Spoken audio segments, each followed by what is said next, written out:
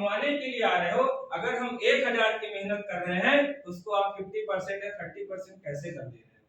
कहीं ना कहीं आपका व्यक्तिगत स्वार्थ निहित है जो संस्था चला रहा है ना? बात सही है? yes, अगर इसके सोल्यूशन की बात करें, इसका सोल्यूशन क्या हो सकता है? सोल्यूशन क्या है? डायरेक्ट सेलर की मेहनत का सही मूल्यांकन तब होगा जब आपको 100% बिजनेस वैल्यू मिलेगा। सही बात है ना?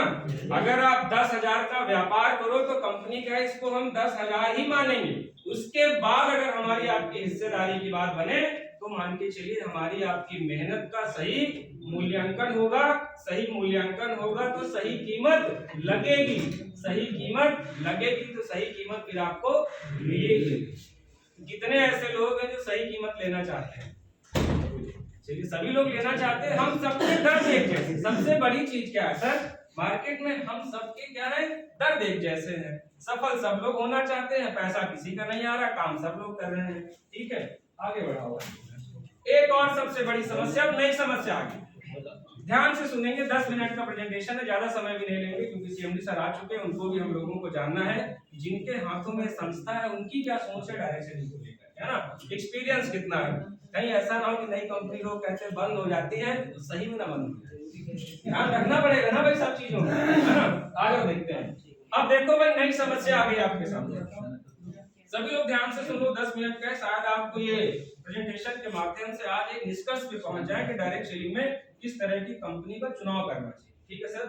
अगली समस्या क्या आ गई कि 100% बिजनेस वैल्यू मिलेगा तो कंपनी कैसे चलेगी? कंपनी बंद हो जाएगी। यही सीखा है ना आज तक हम लोगों ने? क्यों सर? अगर कंपनी को 10,000 रुपए का बिजनेस गया और 10,000 रुपए बिजनेस वैल्यू का मतलब 10,000 बच जाएगा तो कंपनी कैसे चलेगी? समस्या वाली बात है कि नहीं? अब सोचिए सर, इसका दूसरा सोल्यूशन क्या लिखा है? ये बहुत रिसर्च और प्रैक्टिकल रिसर्च है, मेरा खुद का रिसर्च है। मैंने सोचा कि सारी चीजें होनी चाहिए। ट्रेडिशनल मार्केट, है ना? आप समझ रहे हैं भैया? ट्रेडिशनल मार्केट का मतलब जो परंपरागत व्यवसाय हमारे बाजार में चलते हैं, चाचा मामा दादा फूफा ताऊ सब लोग करते हैं ना।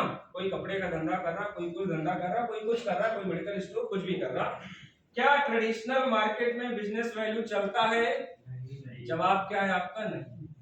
जब ट्रेडिशनल मार्केट में बिजनेस वैल्यू नहीं चलता है, आप सोच के देखिए अपनी भारत देश की सरकार कहां पे डिपेंड है? जो हमारा ट्रेडिशनल मार्केट में लोग व्यापार कर रहे हैं, जो वहां पे उनकी इनकम होती है, उसी इनकम में वो जीएसटी भरते हैं सर, है ना सर? अगर भारत देश की सरकार चल सकती है, इतने बड़े बड़े प्रोजेक्ट चल सकते हैं बिना बिजनेस वैल्यू के, तो नेटवर्क मार्केटिंग की कंपनी को भी बिना बिजनेस वैल्यू के चलना पड़ेगा।